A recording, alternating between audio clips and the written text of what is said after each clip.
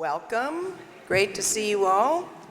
I'm Susan Earle, and we are delighted to welcome you to this conversation today called Visualizing Place, Visiting Artist Dialogue. And I wanted to mention that it is okay to have drinks in this space. And so just make yourselves at home and comfortable. We are live streaming the event, and we will use microphones. Can everyone hear okay? Okay. So I thought what I would do, because on the labels in the exhibition, we didn't put a lot of biographical information, so I thought I would do a brief introduction of each artist before the person speaks, and then that person will speak, and then we'll move on to the other. So each will speak for about 8 minutes, and then we can have conversation among the artists and then open up for questions. So we will start with Gina Adams. Gina Adams grew up in the San Francisco Bay Area and later lived in Maine. Her grandfather was Ojibwe, and she also traces her lineage back to John Adams, the second US president.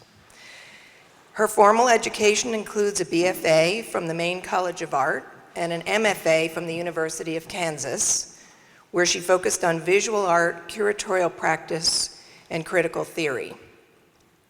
Her cross-media hybrid studio work includes the reuse of antique quilts and broken treaties between the United States and Native American tribes, as well as sculpture, ceramics, painting, printmaking, and drawing. Her work is exhibited extensively throughout the United States and resides in many public and private collections. The noted international art critic Lucy Lepard, who is also quoted in the intro panel for this exhibition, wrote the introduction for Professor Adams's Newman Museum of Contemporary Art exhibition titled, "Its Honor is Here Pledged." This exhibition launched her art career and her broken treaty quilts body of work into a new contemporary art arena in 2015. In 2016, she was the Smithsonian Artist Research Fellow, and she exhibited in Boulder, Colorado at Naropa University's White Cube Gallery, where she is also a faculty member in visual arts. In 2017, she presented and exhibited at the AIW conference at Goldsmiths College, University of London. And in 2018, she has had numerous exhibitions, including a residency solo show and a publication at Dartmouth College. Gina Adams.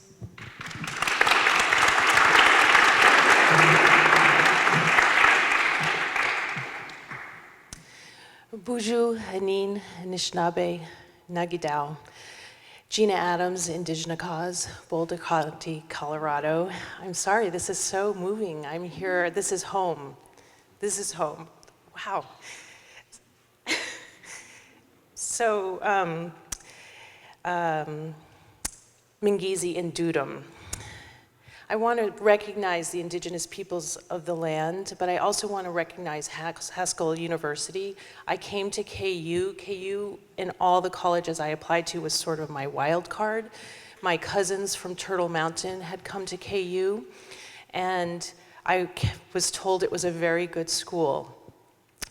I have never doubted coming here. I came because of Haskell, because of my history with boarding schools. My grandfather was sent to Carlisle. But I also came here because the people here opened their hearts and minds to me and allowed me to really explore everything I ever wanted. Every idea was definitely, I put out on the table, and I was given feedback. Doors opened, still just coming in to the museum yesterday, having not been here in, I think, 2 years. This place resonates, it's powerful. This show is incredible. The Power of Place, as the title, this show speaks for itself. This school is magical. But the people here are even more so. The people in KU, the people at Haskell, the people in the community. And wow, it's great. But my research, the power of place, my research is always first focuses on what do I want to say, what am I looking at in archives, how do I interpret it, and then what medium is it in. So I do a lot of different things because of that, and it's always changing, and I'm always learning new skills. And I was given permission here to do that.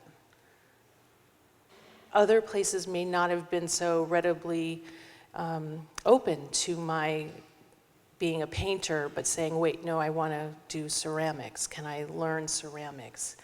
And opening the door. Marshall Maude did that. I came here because of David Cataforis, because I knew about his work with Wendigo. And when I applied and was interviewed over the phone, I said, I want to meet him when I visit, and that happened. These types of things just don't happen everywhere. And I know that. And as students, you should be really have so much gratitude and honor and respect for having so much available to you. It's pretty wonderful. So I don't know where I am in my time, but I want to be respectful of the time. And I just want to say that McWitch, thank you so much for this opportunity, and Susan for putting this amazing show together. And thank you. You want to say anything else about your work in the exhibition? Or? So my work in the exhibition, the quilt is one of the 3 Medicine Lodge treaty quilts. It was one of the first 7 I created. The actual antique quilt is from Lawrence, Kansas, from a family that brought it here. A great-grandmother made it, and it was gifted to me when I was given the show at the Newman. I had a short amount of time, but I was quickly gathering items, and I ran into this friend of mine at a luncheon, and she said, I have the perfect quilt, and she just brought it to me.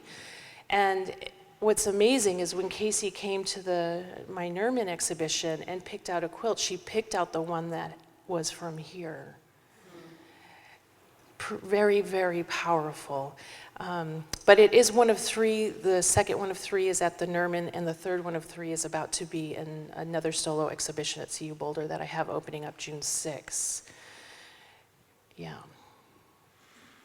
Oh, and the basketballs are also, there are 4 basketballs. One's in archives, 1 is upstairs, and 2 are on display here. And they are very, I wanted to create the basketball to talk about assimilation and how no matter where you come from, if you're a good athlete, you're accepted and put into popular culture and accepted. If you're an artist, it's the same thing. You know, if you do good work and the viewer can accept it, they accept you. But as an indigenous person, you can bring your skills back to your community, and you're always thinking about giving back. You can also survive, and you have a healthy body and healthy mind. So those things are really important to me to bring out in the work. Yeah. Thank you.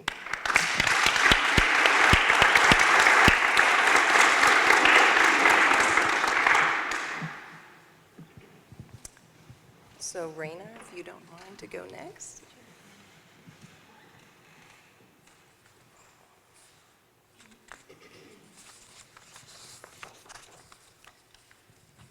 So Rena Detrixhe earned her BFA at the University of Kansas in 2013.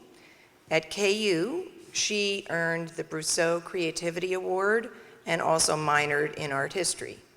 In addition, through her classes with KU Professor of Art, Marianne Jordan, she worked closely with visiting artists Anne Hamilton and Cynthia Shira. Anne had been a student here, and Cynthia had been on the faculty here. And I know that experience was important to Rena. So she was awarded then, after her studies here, she was awarded a scholarship to attend the art school at Hongik University in Seoul, Korea. In her work, she often combines repetitive processes and collected materials to produce meticulous, contemplative qualities.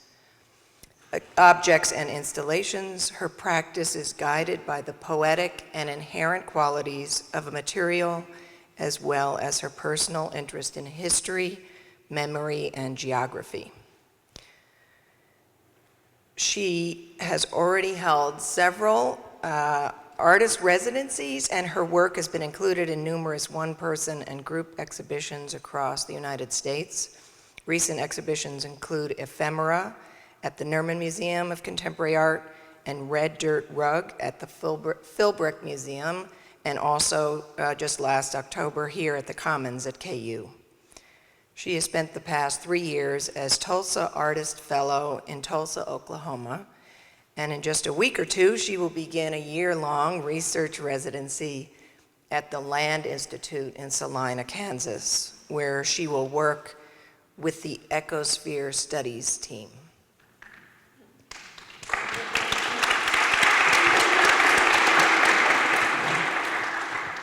Thank you, Susan. I want to start by saying thank you to everyone in this room for being here and for the fellow panelists for being here. It's incredibly amazing to be here within this group of artists, many of whom have touched me in different ways, and including people on this panel. It's really incredible to be here. I grew up outside of Russell, Kansas, in western Kansas, in a limestone house that my mom and dad refurbished and built to be our home. When they purchased this house, it was the limestone frame of a house with no windows, no doors, no bathroom. Luckily, my sister was a teenager at the time and insisted on a bathroom. It had dirt floors, and I was a little kid kind of running around playing when this was all happening and they were kind of making this place livable. I won't try to give you my whole life story in 8 minutes, but in the context of the power of place, this place was really important to me and my upbringing, and continues to influence the work that I do today. I think it was in those early moments, kind of seeing my family build this place and have this really deep connection to this place, working really hard with their hands, doing these kind of repetitive activities, mortaring the cement between the limestone walls, that in a way shaped the way that I understand place and material and labor and love of place. And I'm not sure I definitely couldn't have articulated that at the time, but these experiences and moments are what shapes the way that I understand the language in my work. I want to talk a little bit about my time at KU, which gave me the incredible permission to explore across disciplines and explore materials, and not to be limited to one discipline. There were many reasons that I chose to come to KU, but one of those reasons was that if the art thing didn't work out, I could switch to science or history or. I had many interests. And so being in a research institution allowed me to really integrate my other research interests into the work that I was doing. Pretty much as soon as I set foot in the art department, I knew that I wouldn't leave. But I was also able to take classes in archaeology and in science and in literature, dealing with nature and colonialism, and all of these things that would come to influence my work in different ways. And kind of reiterating what Gina was saying about being in this room and being in this room with the other artwork that is here is really incredibly moving. The quilts by Jean Mitchell were things that were pulled out of the archives and shown to me. The piece in this back room by Lisa Grossman is a piece that I spent hours with, staring at and obsessing over. I had a studio next to Gina, and we shared ideas and critiques, and I've had a hand in helping with some of these quilts. And as Susan mentioned, working with Ann Hamilton and Cynthia Shira on their exhibition here in 2013 was incredibly formative for my work. So there are many connections to this place, which is really about as much as it is about the place, is about the people and the community that's formed here. And I can see instances of my trajectory, my work, and my understanding in the works of these artists that are in the room as well. And of course, the incredible individuals here that helped shape me and give me permission to really explore and to make that work. Sima Katz, Maria Velasco, David Cataforas, who's come to about every exhibition that I've had in the region. It's really amazing to have that support system and to come back and be welcomed back by those individuals. So I want to say thank you to them. I'm not sure how much time I have left, but I've spent the past 3 years in Tulsa, Oklahoma as a Tulsa Artist Fellow, getting to know that landscape and making work in response to the Oklahoma landscape and history. In a lot of ways, the way that I approach material, it leads me to the kinds of questions that I'm asking. And so in starting with the way that I was approaching material as a student led me to discoveries of the work that I'm doing now, where I'm really trying to understand how social histories and environmental histories intertwine, and how an understanding of place is also the understanding of everything that's happened on that place, from geological time to the past couple of 100 years, and the kinds of things that have happened to the land, to the people, to the non-human, more than human people that inhabit that space. And so in a lot of ways, this process of working, collecting, gathering, and researching has really shaped and informed me in the way that I understand and see the world, and continues to lead to new discoveries. I'm sure we'll talk a little bit more about that in the panel here. Lastly, it's been really interesting to reflect on place. In this particular moment, I'm right in the middle of a move. I'm moving from Tulsa, Oklahoma, which has been my home, my community, my place for the last 3 years, and returning to Kansas as a kind of homecoming. And I'm getting ready to embark on this year-long residency with the Land Institute, in which I'll be working with a team of scientists and other researchers and really delving into the history of the Kansas landscape and the future of the Kansas landscape, specifically relating to agriculture, which is the impetus for the work that's in the show here in the center. The work is wheat seeds that are embedded and planted into handmade paper.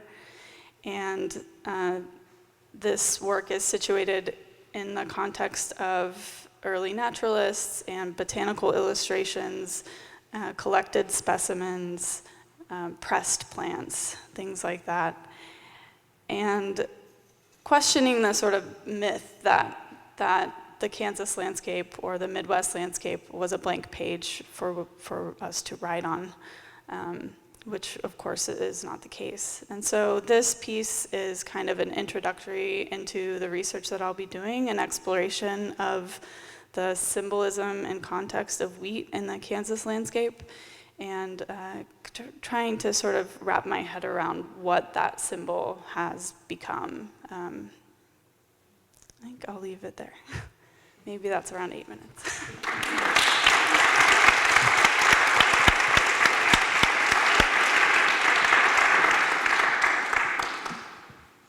Thank you, Rena.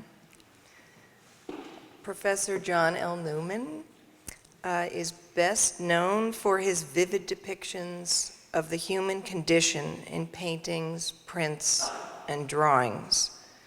Born in the small farming community of Rower, Arkansas, he lived there until the age of 5 when his family moved to Kansas City, Kansas. He received a degree in illustration from Columbus College of Art and Design. He was then drafted into the Army in 1970 and worked as a military policeman before being honorably discharged. He went on to work for Hallmark Cards for 3 years before returning to school. He earned a BA in art education from the University of Kansas in 1975 and later returned to KU to complete an MFA with an emphasis in painting and printmaking. He accepted a full-time faculty position at the University of Arkansas in 1991, teaching drawing and printmaking until his retirement in 2013. Professor Newman's work has been shown in over 250 one-person and group exhibitions in all 50 states, as well as in Jamaica and the Republic of Macedonia. His work can be found in the permanent collections of many institutions, including the Spencer Museum of Art, the Nelson Atkins Museum of Art, the Museum of African American Life and Culture, and numerous private collections. Thank you, Professor Newman.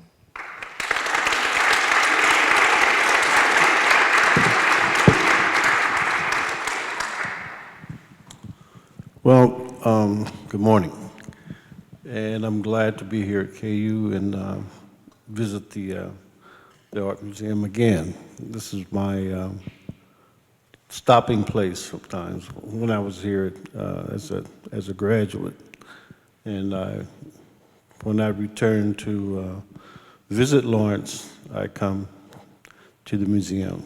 It's a very nice museum.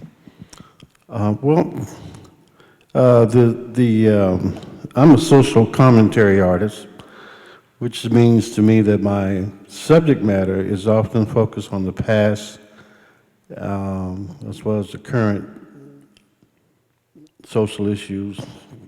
For example, homelessness, black-on-black crime,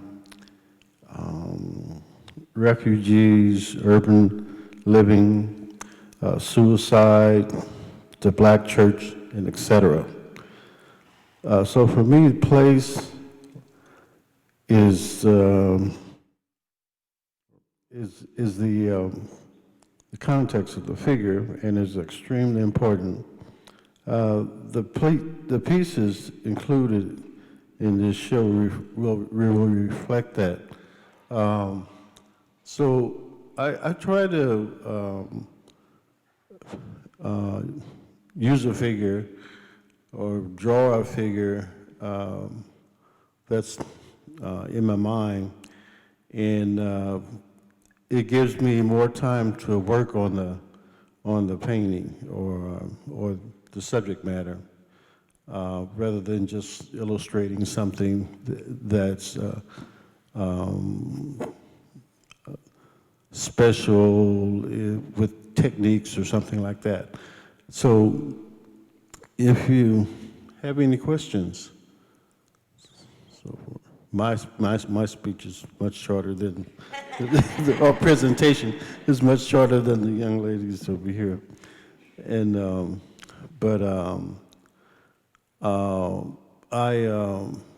the paintings that are in the back, they help to illustrate some of the things that meant a lot to me, my kids, family, and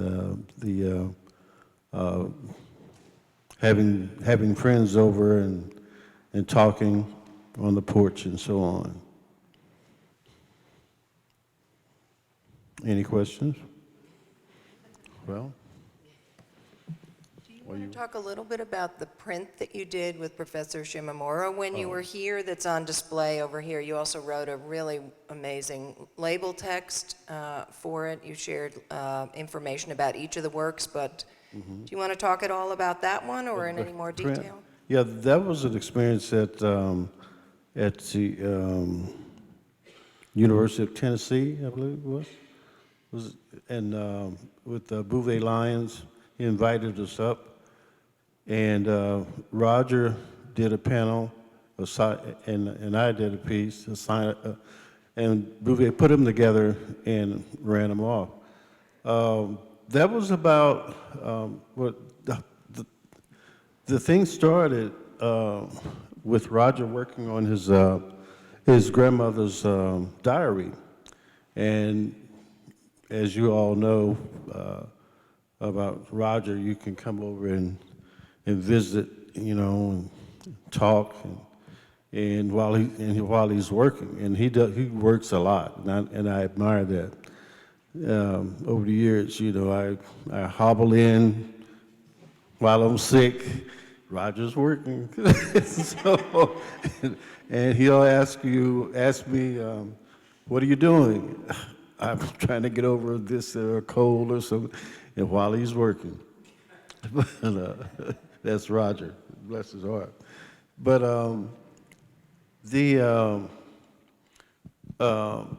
when I saw him working from his grandmother's diary, he was in his family was in Minidoka, Idaho, and I read about the internment camps and saw them, and I saw the television excerpts and movies and so on, and and I thought about how horrible that was, and so we were in the living room, and so I went home, and on the break, and my mother asked me what was I doing, what kind of stuff, my paintings and so on, and because I decorate her house with my paintings and so on, for a place to hang them, and and my brothers and sisters, they look at me and I tell them, don't touch them, don't take them, don't put them in your house and so on. But anyway, my mother asked me about who was I studying with and so on. I told her Roger Shimamura and gave her some of his background with his parents and his circumstance when he was a kid in Minidoka. And she said, we had, now this, that puts me back, because she said, we had she said a Japanese camp in Roar. We didn't have one. They had one. And the blacks in the community, from what I read, were quite suspicious of the way the Japanese Americans were being kept, and also they had more freedom than the blacks did because of the economy. Blacks could go shopping, and they were considered upper class citizens, and the local blacks were a lower class citizen. They wanted to make sure that there was no friendship between the Japanese and the blacks, because that would any kind of uprising that may get started would be even worse because of another group of people. So they try to keep us separated, and so that was the animosity. That created a lot of the animosity between the Japanese Americans and the blacks. My mother told me that, you had cousins, which were older. They worked in taking some of the jobs in the camp, like housework, cooking, in the kitchens, helping what could be done, and also transportation to and from the railroad station. And so, I was just knocked back. So I came back to school and I spoke to Roger about it. And he said, what? I said, yeah, my mother said that they had that in Roar. And, then there was one book that I found, a huge book. Somebody did a study on the situation in Roar with the prison camp. So I got a lot of information from that. But that really stunned me. And so I tried to illustrate it. And the part of that print, my side of the print, was what I imagined Uh, you have the black kids coming from some trip, school or what have you, and they're on one side of the fence, and the Japanese Americans are on the other side of the fence. And it was in a little valley, and I mean, there was just so many houses. They had to build, I forget how many houses, but I mean, it's a slew of houses. And then after the Japanese Americans were released, the houses were carted away and used in several towns around Roar, and also on farms, and anybody could have that had monies to afford bringing it or towing the house to their property. Not many blacks were able to get those houses. Now these houses were built better than what you see in a lot of the black homes, houses, the African American places of living.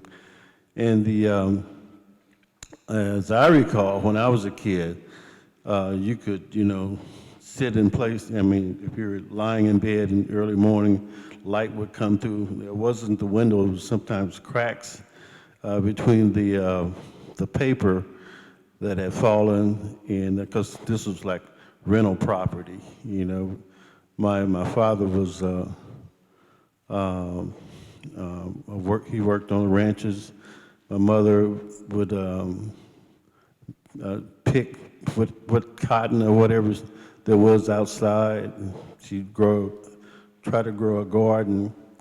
And my mother, she came from a pretty close family ties with her grandmother and her mother, and there were several cousins in that area that she moved from.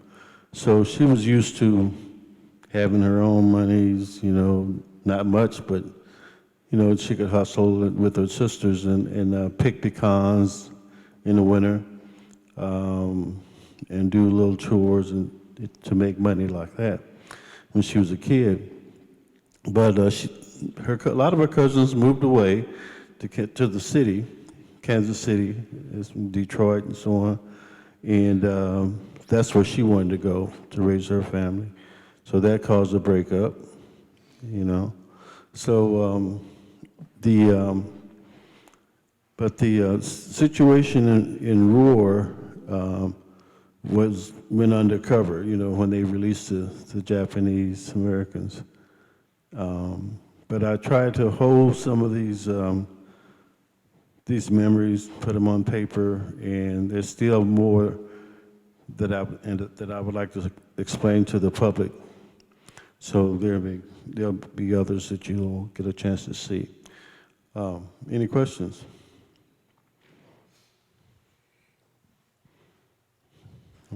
Thank you. You're welcome.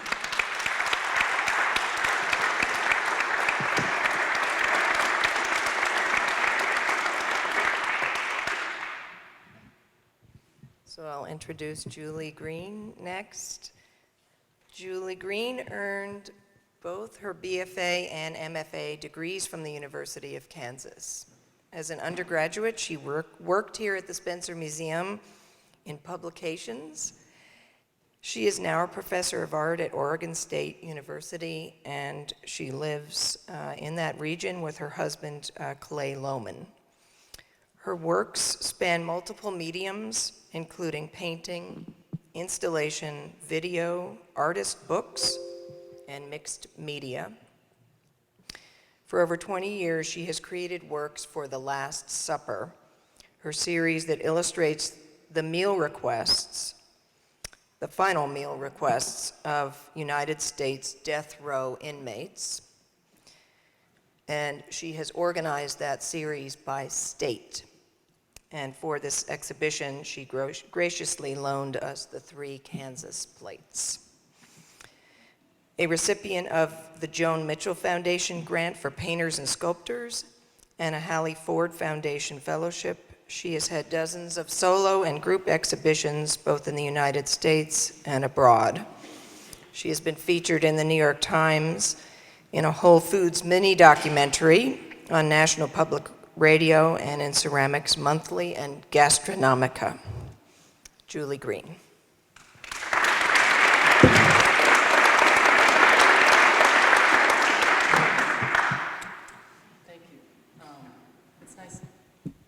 Thank you. It's nice to be here. Thank you for the microphone. The power of place, yeah, this is a great place for me to be talking about that. First, I'd like to thank Susan Earle for all her work in bringing us here and for this beautiful exhibition and being such a delight to work with. Is the audio okay? Can you hear me in the back? And Sarah Lynn Reese-Hardy, thank you. The last time I was in this building, Sarah Lynn had pretty much just arrived and cleared out her office for a short show of the Last Supper plates in her office. And she's the only director of a museum that's ever done that for me, so thank you. So Lawrence, I learned how to be an artist here, and I made some of my dearest friends, a number of them who are in this room. I met my now husband, Clay Lohman, here, not in this building, but in Lawrence. And so it's great to be here speaking, and I'd also like to thank Ed, Newman, and Melissa, who are hosting me and helped me decide to come. Thanks, Ed. So graduate school, I was actually living in Japan when I applied to graduate school, and I was interested in working with Roger Shimomura, and so I did. And Sima Katz and Judith McRae. And my training at OSU, my MFA, was invaluable time. And now I do mostly social political work, and I didn't at that time think about that's what Roger did. And I don't know if I was intuitively interested in that. I was doing very personal narrative paintings before. But home and place, like for me, the home places in my life, in order of when I was there, would be Kyoto, Japan, New York City, Lawrence, Kansas, and now Corvallis, Oregon. Those are my 4 homes. And I think that they're different landscape, and there's a different vibe for each, but the people are not so different. I find them amazingly generous everywhere. And my routine is remarkably similar in each place, which is like what I have for breakfast and what time I get up, and yoga and art and hang out with Clay, teach. So I read A Movable Feast shortly after undergrad, a Hemingway book about how you take places with you, and this show captures that for me and in my life. What's different about how the artwork, my artwork is informed by the place, and I'll talk specifically about Lawrence and the work in this show. So I have small selections from 2 larger bodies of work. The Last Supper, which Susan mentioned, is now 800 plates, which would pretty much fill this space. And well, I started that in Oklahoma, which has the highest per capita, higher than Texas, of executions. But a strange thing happened in grad school that I think is connected, which is the Lawrence I'm a big user of public libraries, and the Lawrence Public Library had Truman Capote reading a record of Truman Capote. Have you ever heard Truman Capote's voice? Go home and hear it. It's a beautiful voice. It sounds a lot like opera to me, like when I'm listening to Chinese opera and I can't understand the language. Truman Capote's voice is somewhat like that. So I got a record of Truman Capote reading In Cold Blood. And I just took and luckily I had a studio to myself and wasn't bothering anybody else.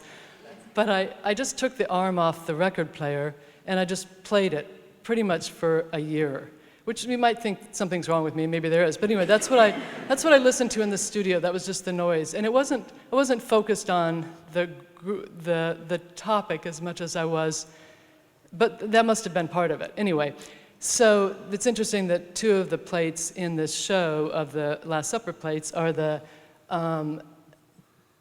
the story about the Holcomb in Cold Blood and the two inmates that were executed for those murders. And so those are their last meals. So it comes all back full circle.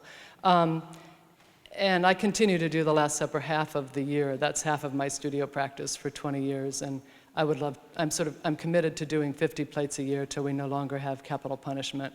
And then the other half of the year, I usually do lighter work, but it's getting a little darker too.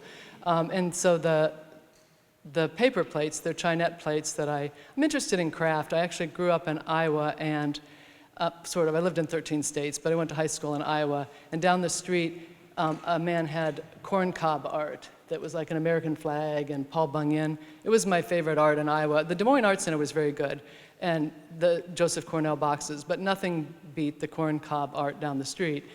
And so this high art and low art has been very wide open to me, and like Sima taking us on those wonderful trips around Kansas, the biggest ball of twine. Like, can't beat that. And so, yeah, I'm using plates. I think that, a painting, like an egg tempera painting on panel is something serious, but the same painting on a plate, I set my timer for 6 minutes to keep me on track. I've got 2 more minutes or earlier. It's so Virgo. But anyway, this is those paper plates next to the Last Supper are from a series I did last year and exhibited at Up For Gallery in Portland, where I am represented. And they're fashion plates, and I like the idea of, well, of course, look up fashion plate later. It has an interesting history in lithography, but it sounded light, but then I make them really heavy. That's what I do. Like you walk into the Last Supper and it looks pretty, like Delftware, and then I sort of like to bring them in and then hit them over the head. So these paper plates and to spend a while on them, and some of them are narrative paintings and lighter and funny, but the ones that I'm showing in this exhibition are called Gossip Bridal. And a Gossip Bridal I learned about when we lived at 936 New Hampshire, which is now the parking lot next to the Art Center, so honored to be nearby. And that building was moved, that beautiful building, to Stull. But anyway, in the attic of 936 New Hampshire was over 100-year-old newspaper from the journal World. And on the front page, it had an article about gossip bridals. Does anybody know what they are? Maybe you've read my little blip. Well, from 16th century Scotland, it was the earliest recorded use, and a woman gossiped, and they made this horrible harness that was metal, and it held your tongue down, and then you were walked around on a chain publicly for if you were a gossip, a shrew, or a witch. And then they took that good habit to the United States and used it some in the East Coast and in the Midwest. And so the article in the journal World was actually about a woman. So it was a historical article, which was interesting. In a 100-year-old newspaper, they still did, like back in the day, and it was about that. And so I filed that away. I kept that newspaper, but I was just like, that's a real problem. I think I'll paint about that sometime. And so with the fashion plate, it wasn't just like what people wear, but it was also what are put on women. So a gossip bridal is something you wore not by choice. So that's what those pieces are. And I think that covers everything. Thank you very much.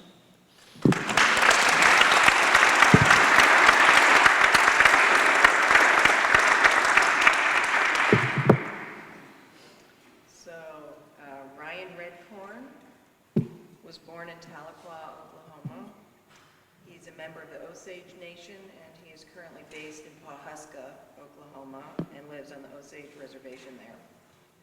After earning his BFA at KU in 2003 in visual communication, he launched the highly successful company Democrates to create edgy political t-shirts. Sorry, thank you. Later, he co-founded the design and marketing company Buffalo Nickel Creative with clients such as Nike, Smithsonian, and the United Nations. He also co-founded the native comedy group, the 1491s, and among other things they have done, they performed at the 2012 Smithsonian Presidential Inaugural Ball, and the next day, I believe they were on the Jon Stewart show and in the Washington Post, so they created quite a stir. He also runs RedCorn Native Foods, in addition to being a photographer and videographer, and adding another talent to his repertoire. He has recently become a playwright, and his first play is being produced this spring at the Oregon Shakespeare Center in Ashland, Oregon. And he told us last night that they have already sold $1 million of tickets for the run of his play there. And what connects his many activities and artistic outputs is his desire to decolonize and indigenize communities and affect meaningful social change. Ryan RedCorn.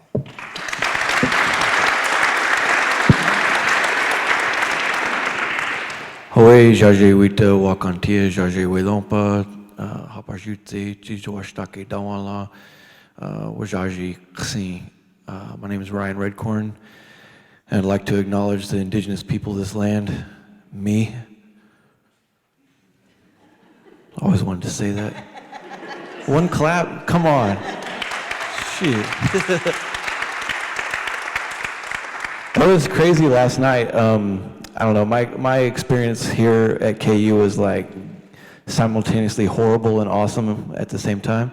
And so like hearing the Osage Nation mentioned last night, and the land acknowledgement was like, I feel like KU had a concussion after I left and something's wrong with them, and maybe they'll wake up sometime and go back to the way they were, but hopefully not. I don't know where this talk's going, by the way. I feel like an old white professor, and like sooner or later I'm gonna say something offensive, and everybody's just gonna have to forgive me and pretend like it didn't happen. Quietly transfer to another class. Maybe complain to the provost or something. Yeah, okay, where to go from there? I wanna acknowledge, I had 3 professors that were really influential on me when I was here. I was only in one of their classes, though. I want to acknowledge Dr. Cornell Peebewardy, who no longer is here, and Dr. Michael Yellowbird, who is no longer here, and my photography teacher, Pak Chi Lau. And Pak Chi was awesome. Hardly anybody in the class could understand him because his accent was so thick, but he had one of those required classes that you had to take for my major, which was visual communications. So my major's in emphasis in graphic design. And so I had him for photography too, and I showed up to class like everybody else did who couldn't get enrolled in the class. It was over enrollment. And so everybody, on the first day, there's like, the class is only supposed to have 22 people in it, and there was close to 40 people that were standing in that room, because it's, like I said, it's a requirement. And so Pak Chi makes this announcement that he's not going to sign any open-close class openers for like 3 weeks. And I thought, yes. And everybody else is like, oh no. But I figured out what's going on. And then he assigns the first assignment, which has nothing to do with photography whatsoever. He wanted everybody to go home and cook up a pot of rice and put a spoonful of it on a spoon and then sit in complete darkness and eat that spoonful of rice for 30 minutes and then write a paper on it. And like a bunch of the white kids that were in my class were like, what in the hell's going on, man? This is bullcrap, dude. I gotta have this class, you know. But I'm like, yes. And like slowly, every class, like more of them disappeared until 3 weeks in, I got my open closed class opener and I got into the class. Has anybody here taken Pak Chi's class? All right. It was literally probably like the last train out on the film bus, because I remember there was one kid in the class who had a digital camera, and it wasn't me. I had a $100 Fuji that I bought off of a buddy, but his approach to photography was really, really great. I really enjoyed it because it was It was thoroughly conceptual and political, if you were paying attention. And it involved narrative. And the narrative of your image, no matter what medium you're working in, I'm working in several mediums. Maybe I have ADD or something. But he was able to talk about his work in a way that allowed you an entry point into a way that you could say something with a photograph. And there was like almost no technical information. So if you were taking Pak Chi's class and you wanted technical information, this is before YouTube, so you couldn't really look it up there. Pak Chi's class is not the place to get technical information. Pak Chi's class is the place to advance your the conceptual, intellectual part of the craft. And for that, I'm eternally grateful. The other people I mentioned, Dr. Cornell Pibiwarty, used to be in a program here called from the Center for Indigenous Nation Studies. Like I said, I never took Cornell's class, but Cornell, I was also the First Nation Student Association president here, and Cornell was the academic, yeah, ahoo. Cornell always, he would invite us every Sunday over for beans, and we'd sit around and sing. I was fortunate enough that he had actually learned a bunch of songs from my community from one of our relatives, and just happened to be here at KU at that time. And so there's a lot of the Indian guys that are here at KU were all from Oklahoma. Almost everybody's from Oklahoma, which, you know, just because I like to undermine people, I think I wore a University of Oklahoma sweatshirt the entire time I was here at KU. Like, refused to buy KU gear until I graduated. Don't judge me. It was a different time. I was young, I was in college. I don't know where this is going. Do you want me to stop now? That's probably a good stopping point. Do you want to say anything about your work in this exhibition? Oh, the exhibition. Oh yeah, the two photographs that I think are cycling over, there's only two photographs I've ever taken. Just kidding. When you called me about the show, I was like, oh man, what am I going to put in there? And I had just bought this camera, which I'm still learning to use. It was an upgrade from my previous camera. And I just looked on my Instagram to see which pictures had like the most likes, and they kind of determined. I mean, I like a lot of the pictures I post on my Instagram, but you know, these ones, people liked them, and this is the first chance I've ever had to get them to blow up to 10 feet tall, which was the whole purpose of buying a medium format camera. I took the money that I made doing comedy and bought the camera. So I'm not really I don't make a living as a photographer. I own an ad agency. I do in an improv comedy group, blah, blah, blah, blah. There's stuff. But I wanted to make pictures that I want to take up a lot of space, because Indians don't always get to take up a lot of space.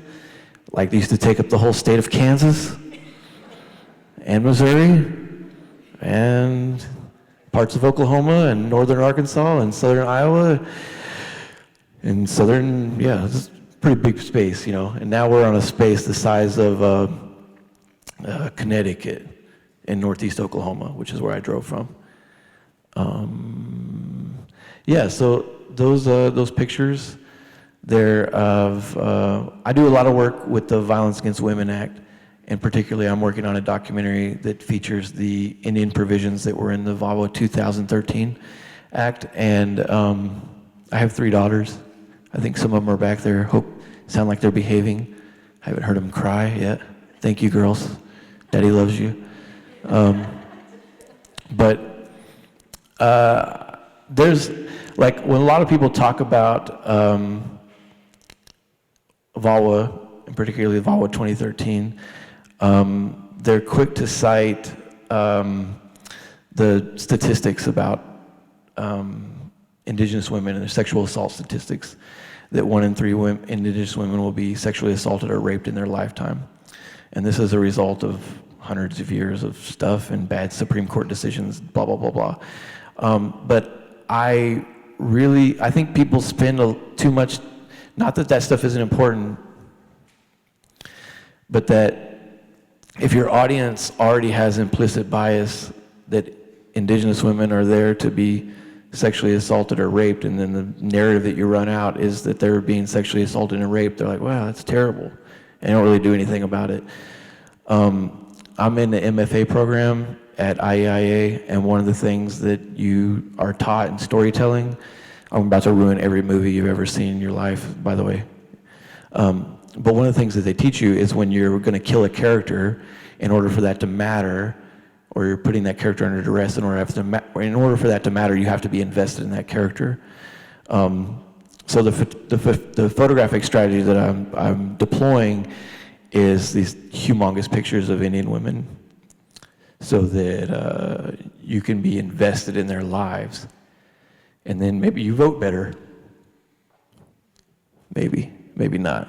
Who knows? But that's the strategy.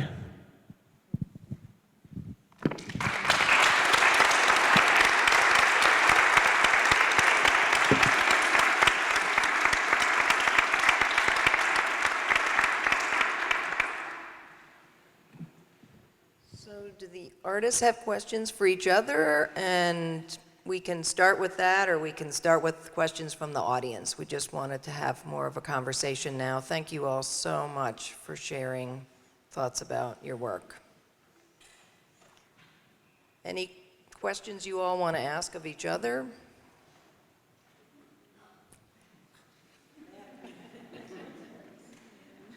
Taking it all in. It is a lot to take in.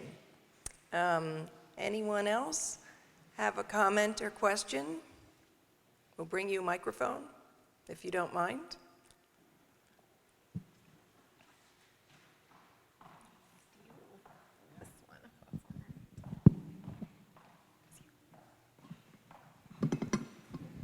I didn't quite catch where your mother grew up and where there was an internment camp. What? Yeah.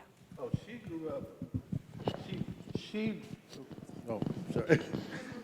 She was born in Lake Providence, Louisiana, and her mother moved to Roar, and like Roar is a farming community, and also logging, and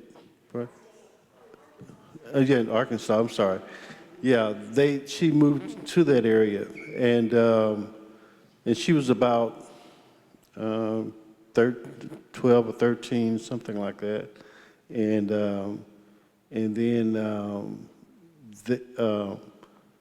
she found it pretty tough. But you know, she was the oldest of 3 girls, and she worked pretty hard, and I remember them sitting on the porch and talking and so on, and they talked about, and her sisters, they spoke of their boyfriends and so on. My mother, she always talked about how she could earn money, you know, and what she had to do work in the fields and things like that. But her sisters were younger, and you know, when they transitioned to the city, you know, they were grown then, and they worked or got married and so on.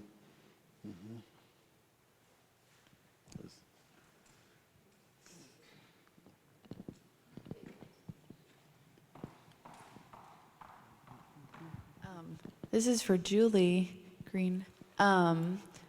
Where do you find out the inmate's Last Supper? That seems an intimate detail. Is that public record? How did you figure out what they had to eat? Is this on?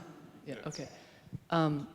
So I was at the University of Oklahoma when I started that project, and it came from wherever I am. I have green tea and read the morning paper, and in Oklahoma, in the state roundup of the Norman transcript, it had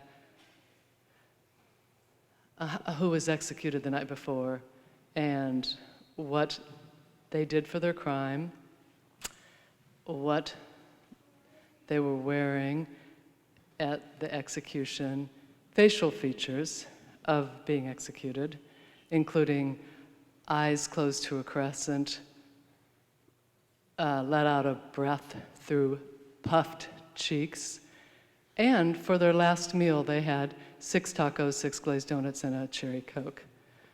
So that was a rough awakening to Oklahoma, and the highest per capita over Texas, too. So I just cut them out. This was 1998. I just cut them out of the paper. Those file away like I did with gossip. I would have cut out Gossip Bridal, except it was a 100-year-old paper, so I kept the whole paper. But the Norman transcript, I just kept the clipping. I still have it. And I just put it away. But, and then I kept clipping them, and then I talked to colleagues, and nobody had heard about final meals. And so I tried embroidery on napkin of French fries. It took a week, and that sort of led me to China painting after a bit. But how I got more in, so I moved to, right then, I was kind of ready to get out of Oklahoma and landed a teaching job in beautiful Oregon. And so that's when I started the project. So I no longer had the Norman transcript, and we no longer had executions every few days in Oregon. It has capital punishment on moratorium now. But anyway, I called the prisons. And so I said, and this is a trick for any art students in here, I didn't say that I was a painter. I said, hi, this is Julie Green, and I'm an assistant professor at the University of Oklahoma. I guess I started calling there. Yeah, I'm an assistant professor at the University of Oklahoma. I'm doing research on capital punishment. Can you tell me what the final meal is? So I never said artist, and I still never say artist. I still have to talk to wardens, and I never say artist because it scares them. So that's how now it's online. That was, in 1998. So like I'm painting plates right now. I'll go home, and on Saturday I'll look online and see if that execution that was scheduled for this week has happened. So there's a death penalty information site, and so I'll see if that Texas execution happened, and then if it's named like John Wyatt, I'll Google John Wyatt last meal, and it will, unless it's Texas, which doesn't allow a selection and doesn't print the information of the standard prison meal of the day anymore. I have to email Texas, but otherwise it's online. It is online internationally. I can often find it from papers in UK that will cover what people in the United States has at the last meal. So it's kind of gone through a process.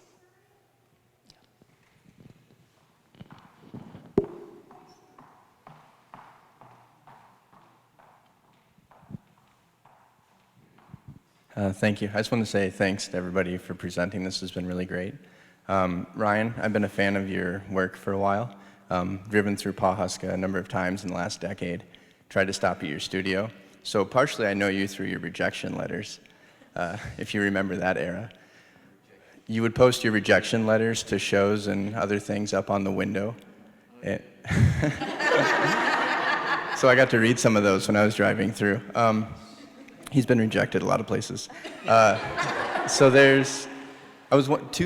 I had 2 questions. One of them was just in general about the play that you've developed. It's going to be showing in Ashland.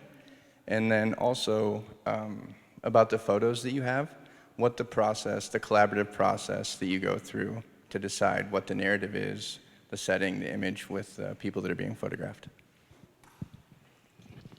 All right, the play. The play is, most of the country, they have a hard time, or they just weren't taught that Indians exist past 1890. So massacre at Wounded Knee, and then that's pretty much it. Indians are dead after that, right? Like, done. And so we start the play there at the massacre at Wounded Knee, and it goes all the way to the second Wounded Knee, 1972. And so it's an intergenerational love story, and it's called Between Two Knees. Just let that sit with you a little bit. It means exactly what you think it means. The play is a comedy, obviously. It's kind of a musical too. I wrote some musical pieces to it that are disgusting. Kind of disgusted myself by how dark my comedy could possibly be. The thing is like the guys that I write with, usually, people like the guys that are in our group. We're the type of child that was misbehaving and we're always being told no. And with the Oregon Shakespeare Festival, they just kind of like, we've been testing them to tell us no on things, and they just haven't done that.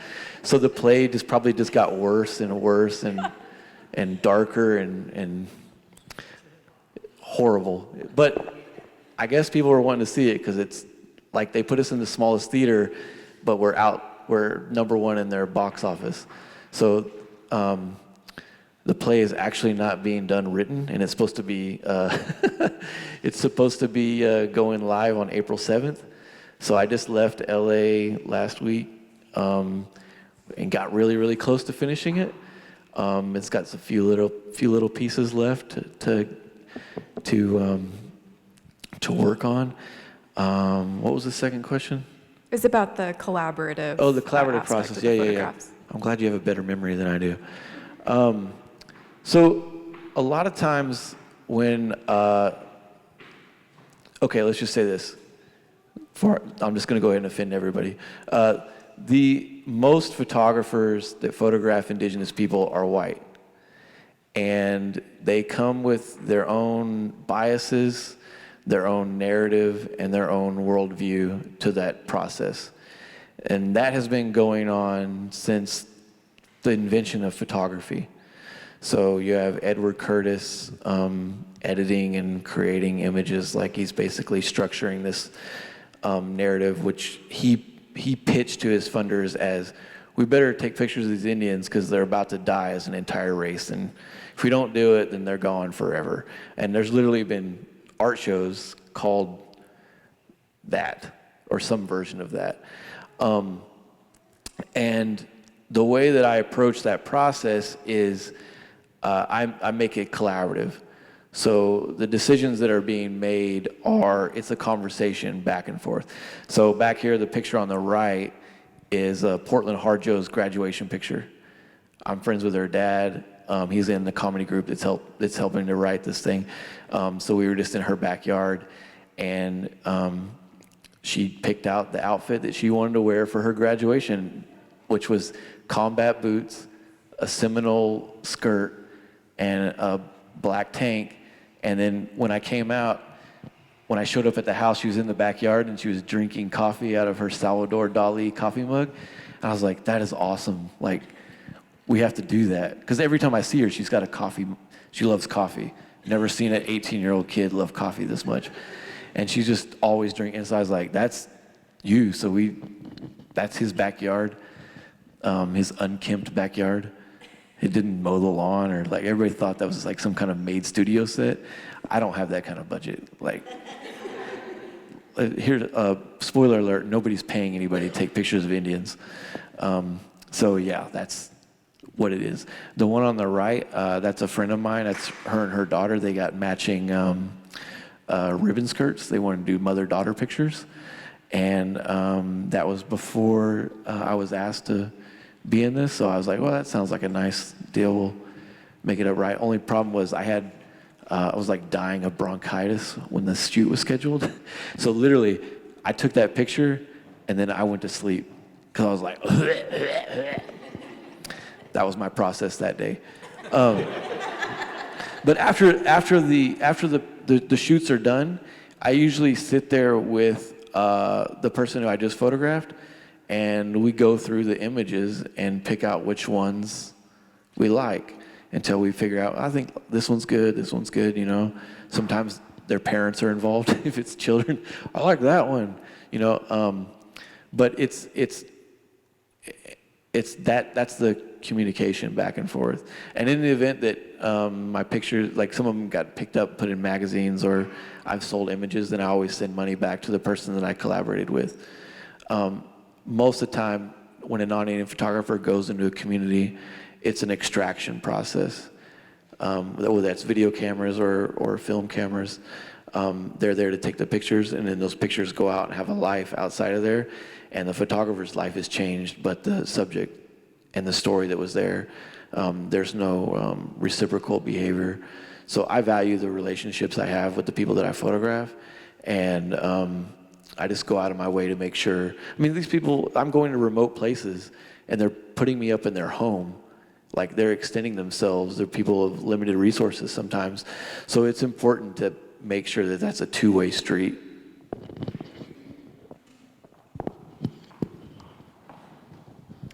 Gina, could you talk about your imagery, how you choose what you put on the quilts, and how you make the basketballs, and what the imagery is, the symbolism, or connection to place? Yeah, so I'll start with the quilts.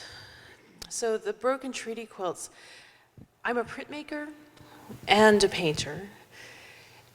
I was researching in my MFA here, I was researching the Indian Wars newspapers, and I was looking at the font.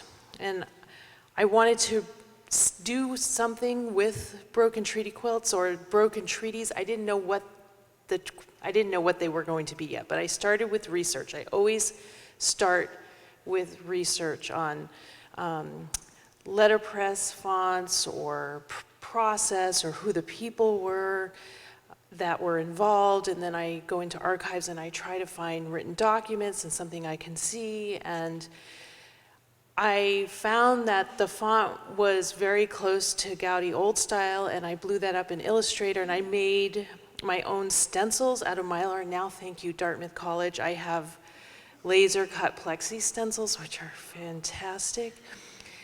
So it started there, and the first thing I created was I created these basketball assimilation banners that are addressing the result of inherited trauma with Native American indigenous peoples, and the trauma that my own family personally experienced for 6 generations, 5 generations before my grandfather being forced to go to Carlisle in Pennsylvania as children. My grandfather actually never returned, but I always knew who my people were because he told me in the language, and he told me a lot of information. So I wanted to bring out in these basketball assimilation banners, on one side are the result of this trauma, but on the other side, I wanted to give honor to the great men who invented the system, the presidents, of which John Adams is one. I'm a direct descendant of Samuel Adams. He's my great-great-grandfather. He was cousins with John Quincy, and John Adams was his uncle, and his father was a signer of the Declaration of Independence. So I'm always trying to think, like, how can I own both sides? And how can I give this back? So the silhouettes on the other side of these banners are made out of calico fabric. Now, from my research on calico fabric was the first milled commodity in the United States. The mills were all in the Northeast. About 20 minutes from where I grew up was one of the first mills in Dover, New Hampshire. I grew up in southern Maine, about an hour north of Boston. So those mills are also tightly connected to the slave trade and cotton, because even though slavery was prohibited at a certain point in the Northeast, they still needed the cotton.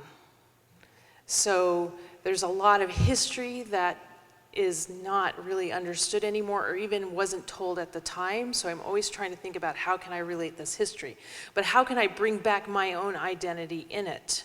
And with the silhouettes of peace treaty medals with the presidents, that was, saying this is ownership. Like, I want to talk about this history. Well, I was at a flea market with my mother, and I found an antique quilt, and I dreamt that night that I had to cut the entire broken treaty and place it on this antique quilt. And so I started the first one. The first one took me almost a year to start and finish. Now I'm down to about a couple months. And I'm working on about 12 of them at one time right now, but I have assistants that help me cut letters. And the letters have to be hand cut. It talks about labor, it talks about time, it talks about people and the conversations that are part of the whole process.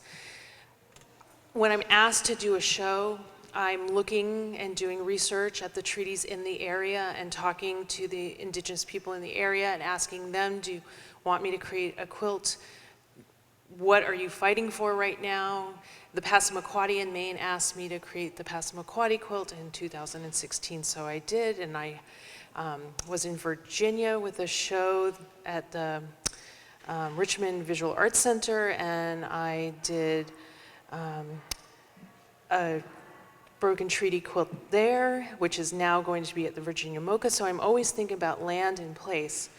The research behind the work that's on the basketballs, so the ceramic basketballs, I took the mold of the NBA regulation basketball to talk about racism and assimilation, but then the surface of it is it's a print, it's an intaglio plate.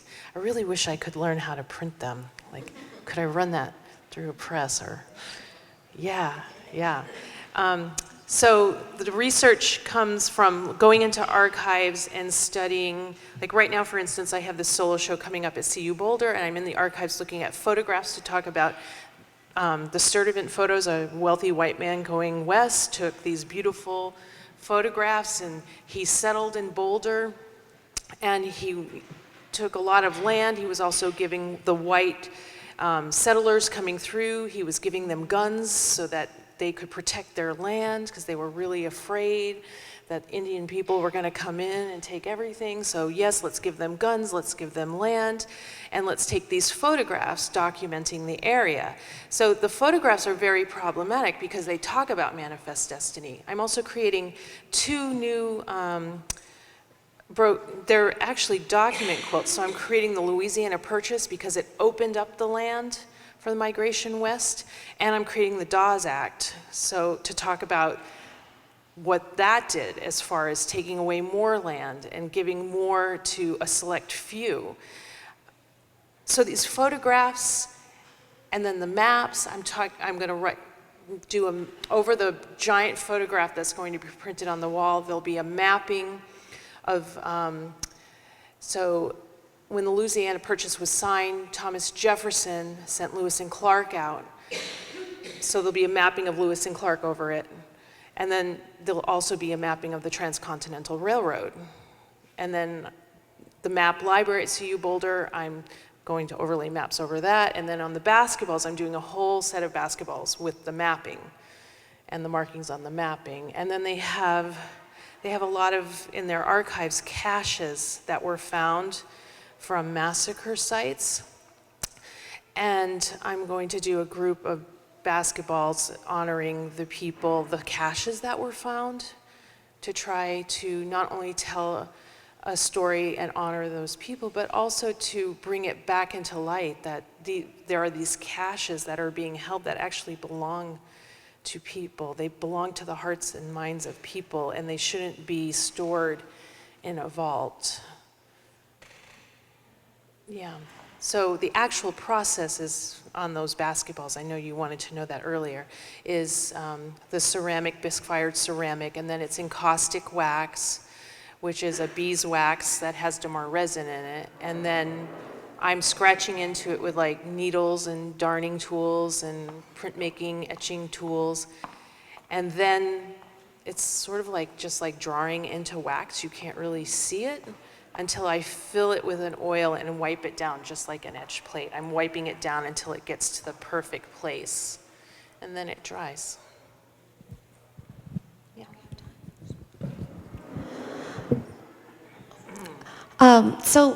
First of all, I've got so much going on in my mind right now. Thank you all for sharing your process and your ideas. I wanted to ask you a little bit about how the societal and political climate affects your process. And I ask this because I heard Roger Shimamura's name in many of your talks earlier. And I remember as a grad student here, he would put these, hi Roger, he would put these articles in my mailbox of like hateful racist things that were happening out in the world. And he would get inspiration by these things, right? And then it would just kind of crush my mind for a few days.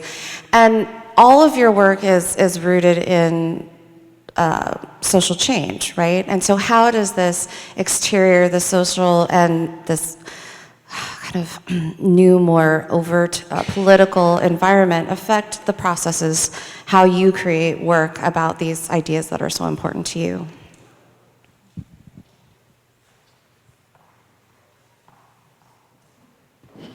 Okay, I'll start. I want to start though by, after listening to many of you speak, I keep coming back to this quote that I return to a lot in my own work, which is a Wendell Berry quote.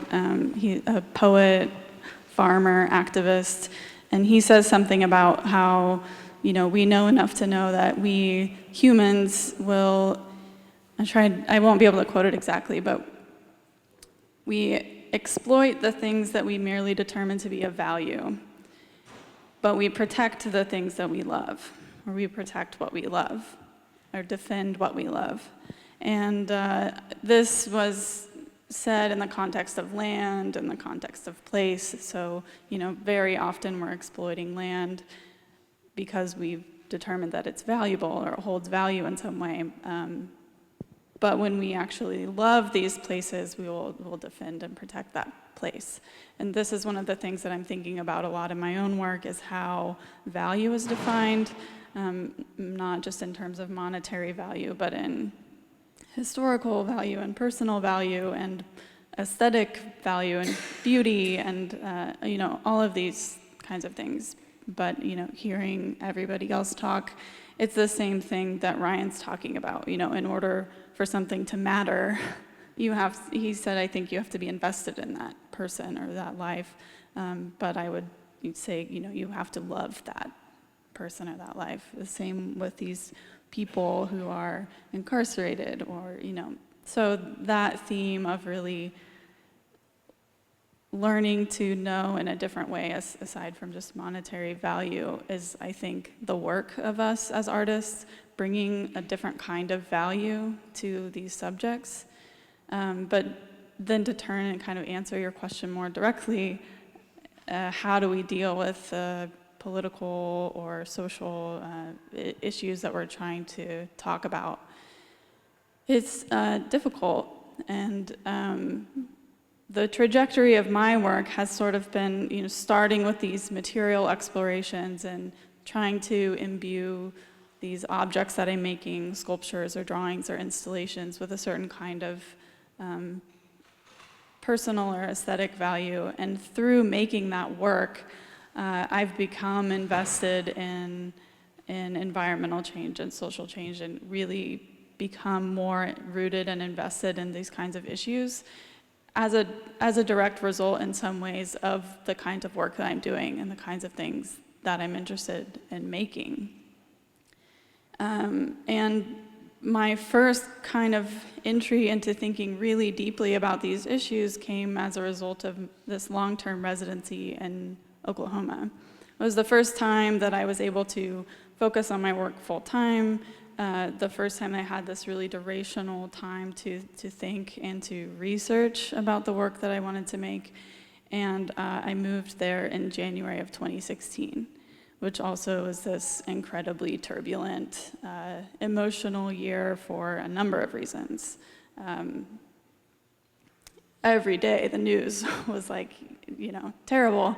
And my experience of Oklahoma in a similar way was that a lot of these issues that were coming into sharper focus for me for the first time, in some ways, not for the first time, but in a deeper kind of way, really felt close to the surface in that place, and it was sort of overwhelming. And because of that, there was a period of time where it was really difficult to make work, and one of the things that I talk about a lot with my artwork is the idea of process.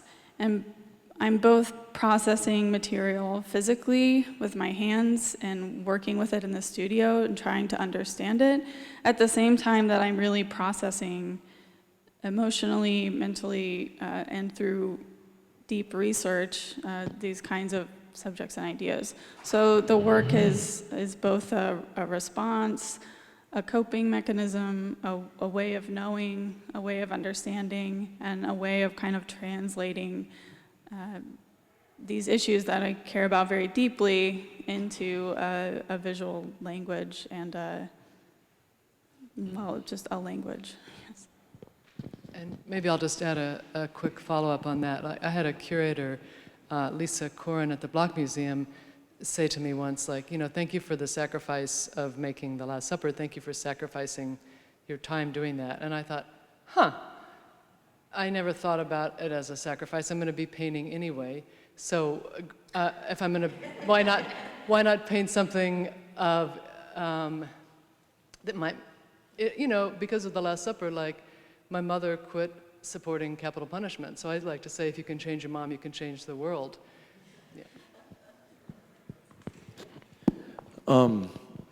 Most of the time, whenever people ask like questions about Indians, they're always like, "What's the old-timey knowledge?" And you're supposed to get up here and say, "Well, a long time ago, my grandfather," and everybody falls asleep.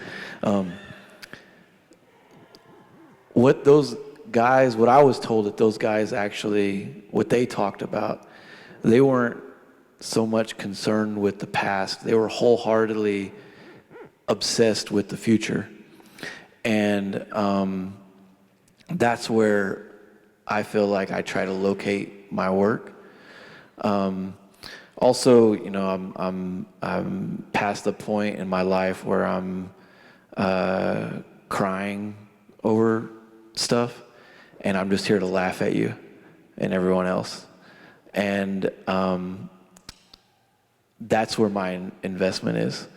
As far as like the continuity of that and the longevity of it, my last name is RedCorn, and our family has a seed, a red corn seed that has been carried with the family for who knows how long, long enough for the family to be called that or something. I have no idea, but our family has it, and the place that we were removed to in Oklahoma, in Osage County, if you plant that seed there, that with all the tender love and care in the world, that corn plant will grow maybe 4.5, 5 feet tall. When we lived up here, when we lived in Kansas City, we planted some at a guy's house in his yard. His name's Kevin Pilgrim. I don't know why his name's, thought it was funny. He was a nice guy though. He wasn't like the actual old pilgrims. He was like a reformed pilgrim, kind of woke pilgrim. We planted the seed in his yard, and that corn grew to 10 feet tall. And we planted some in Chillicothe, Missouri as well, and also 10 to 12 feet tall. So like that's always a constant reminder of like where maybe I feel like I'm supposed to be, but I'm not.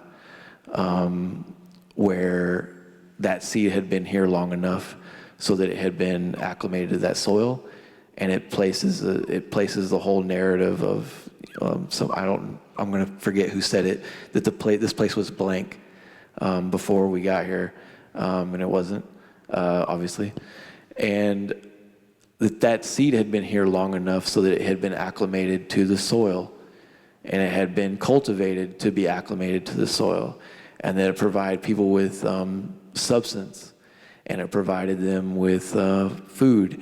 And even, I was told even another story, even after Osages had been moved to southern Kansas, so there's a 50 by 100 mile strip of land in southern Kansas.